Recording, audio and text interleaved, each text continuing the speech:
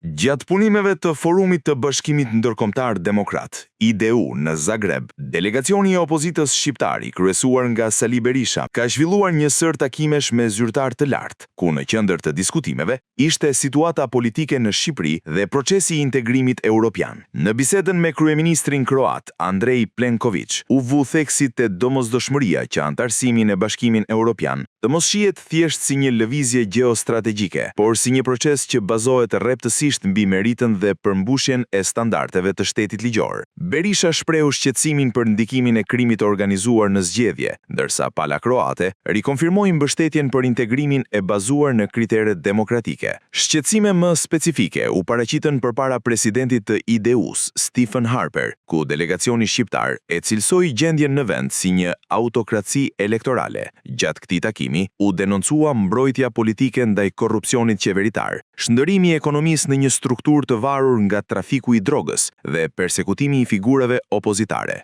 Harper, nga ana e tij, konfirmoi mbështetjen e internacionales demokratike për opozitën shqiptare, duke vlerësuar orientimin e palkundur pro-NATO të qytetarëve. Po ashtu një takim u zhvillua me ministrin e jashtëm të Maqedonisë së Veriut, Timço Mucunski, ku vëmendja u zhvendos te stabiliteti rajonal dhe projektet strategjike. Palët diskutuan për rëndësinë e respektimit të drejtave të shqiptarëve në shtetin fqinj, si kusht për bashkëjetesë të qëndrueshme, si dhe për nevojën e jetësimit të korridorit 8, i cili konsiderohet jetik për zhvillimin ekonomik dhe lidhjen e Ballkanit Perëndimor me tregun evropian.